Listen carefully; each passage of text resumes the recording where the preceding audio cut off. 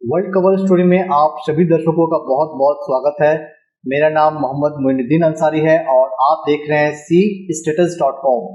और आज के इस वीडियो में हम लोग बात करने वाले हैं श्रीलंका क्राइसिस 2022 की।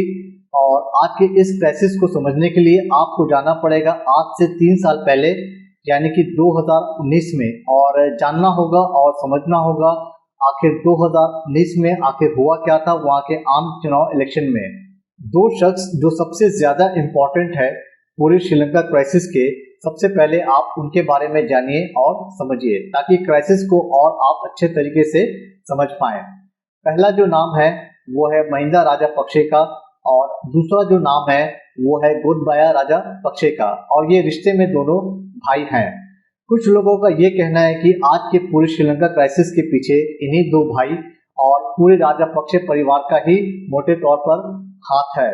कुछ लोगों का ये भी कहना है कि कुछ महीने पहले तक इन्हीं दो भाई को और पूरे राजापक्षे फैमिली को एक मसीहे के तौर पर पूरे श्रीलंका में देखा जाता था। पहले बात करते हैं महिंदा राजापक्षे की। एक वक्त ऐसा भी था जब पूरे श्रीलंका में उनको एक मसीहे के तौर पर देखा जाता था, यानी कि लार्जर देन लाइफ, जिन्होंने वो कर दिया था जो उस वक्त सोचना भी अकल्पनीय लगता था लोगों को।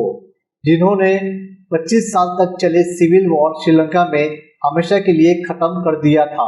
ये वो दौर था जब एलटीटीई जैसे संगठन को हमेशा के लिए खत्म करना नामुमकिन था। अब बात करते हैं उनके भाई गोतबाया राजापक्षे की, जो श्रीलंका के 8वें प्रेसिडेंट के तौर पर चुनकर आते हैं 18 नवंबर 2019 में। उन्होंने एक ऐतिहासिक राष्ट्र के नाम संबोधन में ये कहा था कि उस वक्त की जो सरकार थी 2015 से लेकर 2019 तक, उस वक्त ना ही कोई देश में प्राकृतिक तौर पर कोई आपदा आई थी और ना ही कोरोना जैसी महामारी देश में आई थी। और उस वक्त जो उनको विरासत में जो श्रीलंका मिला था वो लगभग उसका खजाना खाली था। उन्होंने ये भी कहा, बिना किसी संकट के उस वक्त की सरकारों ने आम भोली भाली जनता के ऊपर टैक्स का बोझ डाल दिया, जिससे विदेशी कर्ज देश के ऊपर बढ़ने लगा, जिससे देश की कमाई धीरे धीरे कम होने लगी। और नतीजा ये हुआ कि श्रीलंका रुपया धीरे धीरे और कमजोर होने लगा डॉलर के मुकाबले, और चीजों के दाम आसमान छूने लगे। उन्होंने पूरी देश की हालत अपने जनता के सामने रखी। कुछ राजनीतिक विश्लेषकों का ये भी कहना है कि महंगाई, बेरोजगारी और रुपया का कमजोर होना उनके आने से पहले ही शुरुआत हो चुकी थी, और उन्होंने राष्ट्र के नाम जो भी संबोधन में कहा था उसमें कुछ भी गलत नहीं था। और उनको सच में जो विरासत मिली थी उसकी हालत बेहद खराब थी, पर इतना भी खराब नहीं था कि प्रदर्शनकारी जो कल तक सड़क पे थे आज उनके बेडरूम में चले जाए और खुद गोतबाया राजापक्षे को खुद अपना देश छोड़कर जाना पड़े। बजाय उनको इन चीजों को ठीक करने के, उन्होंने भी वही गलती की जो पिछली सरकारों ने किया था। बजाय एक कठोर कदम उठाने के जिससे देश की अर्थव्यवस्था ठीक होती, जिससे देश का खजाना बढ़ता, लोगों को खुश करने के लिए वो टैक्स को भी कम कर दिया गया, जिससे देश का इनकम और कम होने लगा। इनको भी खर्चा चलाने के लिए विदेशों से कर्जा लेना पड़ा, और ये पैसा इन्होंने उन प्रोजेक्ट पे लगाई जिसकी तत्कालीन उस वक्त कोई भी जरूरत नहीं थी। और नतीजा ये होता है कि दिन प्रतिदिन इंपोर्ट्स बढ़ता चला जाता है और एक्सपोर्ट धीरे धीरे कम होता चला जाता है, और बची कुची कसर इनकी कोरोना ने पूरी कर दी। जिस श्रीलंका की पूरी आमदनी टूरिस्ट पर डिपेंड होता है, एक झटके में अचानक से ये पूरा खत्म हो जाता है, और श्रीलंका का रुपया धीरे धीरे डॉलर के मुकाबले और भी कमजोर होता चला जाता है। आए दिन भ्रष्टाचार के आरोप उन पर लगने लगे, परिवारवाद के भी आरोप उन पर लगने लगे दबे जुबान। कुछ राजनीतिक विश्लेषकों का ये भी कहना है कि अगर कोरोना बीच में नहीं आया होता तो ये पूरा राजपक्षे फैमिली इस आपदा को भी नए राष्ट्रवाद में बदल दिए होते। दिन हफ्ते बनते हैं, हफ्ते महीने बनते हैं और महीने साल बनते हैं। अब आता है साल 2022।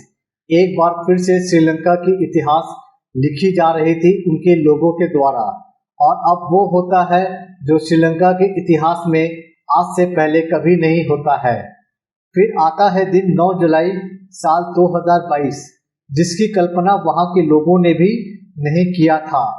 जो प्रदर्शनकारी, जो लोग एक छोटे छोटे ग्रुप में कैंडल लाइट निकालकर महंगाई के ऊपर, बेरोजगारी के ऊपर अपना विरोध दर्ज कर रहे थे उन सरकारों के खिलाफ रास्ते में, आज वही प्रदर्शनकारी, आज वही लोग उनके घर तक पहुंच गए और खुद गोतबाया राजपक्षे को मजबूर होना पड़ा अपना ही देश छोड़कर जाने के लिए। और दूसरी तरफ प्रदर्शनकारियों ने पीएम निवास को भी आग लगा दिया। पीएम निवास एक काफी हाई प्रोफाइल एरिया में है और ये काफी पॉश एरिया इसको माना जाता है, जहां परिंदा भी पर नहीं मार सकता है और जहां सिक्योरिटी के लिए काफी मिलिट्री रहती है। प्रदर्शनकारियों ने बिना डर के, बिना भय के पीएम निवास को भी आग लगा दी। और जब पहली बार जनता घुसती है प्रेसिडेंशियल हाउस के अंदर, तब उसको एहसास होता है कि एक ऐसा श्रीलंका है गेट के बाहर जिसके पास ना तो अनाज है खाने के लिए, ना तो उसके पास बिजली है घर में रहने के लिए, ना तो उसके पास मेडिसिन है इलाज कराने के लिए, ना तो उसके पास पैसा है खाना खरीद कर खाने के लिए। और दूसरी तरफ गेट के अंदर एक ऐसा महल है जो कल्पनाओं से भी बड़ा है, जिसके पास हर वो सुख सुविधा की चीज मौजूद है जो आम आदमी कभी सपने में भी नहीं सोच सकता है। और कुछ लोगों का ये कहना है कि आज के इस तारीख को पूरे श्रीलंका में एक दूसरी आज़ादी के तौर पर भी देखा जाएगा। इसके अलावा जो सबसे प्रमुख मांगे थी प्रदर्शनकारियों की, वो ये थी कि राजापक्षा परिवार हर वो पद से इस्तीफा दे दे श्रीलंका के जहाँ पे वो अब तक बने हुए हैं। और दूसरी ओर कुछ लोगों का ये कहना है कि महिंदा राजपक्षे पहले ही देश छोड़कर जा चुके हैं, पर कुछ लोगों का ये भी मानना है कि महिंदा राजपक्षे आज भी कोलंबो में कहीं अज्ञात जगह छुपे हुए हैं। और दूसरी तरफ ये खबर अभी आई है कि गोतबाया राजपक्षे देश छोड़कर जा चुके हैं और जाने से पहले उन्होंने एक ईमेल के द्वारा अपना रेजिग्नेशन वहां के स्पीकर को दे दिया है। और आज के इस पूरे संकट में आप देखें तो श्रीलंका के साथ एक ही देश खड़ा हुआ दिखाई देगा, वो है हिंदुस्तान। हिंदुस्तान हर वो संभावित मदद कर रहा है जिससे वहां की गवर्नमेंट को राहत मिले। राहत के तौर पर वहां के गवर्नमेंट को हिंदुस्तान ने अनाज दिया है, मेडिसिन दिया है, कैश दिया है, डीजल दिया है, पेट्रोल दिया है, ताकि हमारा पड़ोसी देश एक बार फिर से तरक्की के रास्ते पर चलना शुरू करे। अगर आपको ये वीडियो पसंद आए तो हमारा YouTube चैनल cstatus.com को ज़रूर सब्सक्राइब करें। इसके अलावा अगर आप ये वीडियो फेसबुक पर देख रहे हैं तो फेसबुक पर हमारे पेज cstatus.com को ज़रूर लाइक करें और फॉलो करें। इसके अलावा अगर आप ये वीडियो हमारे वेबसाइट cstatus.com पर देख रहे हैं तो वहाँ ज़रूर लाइक और फॉलो करें।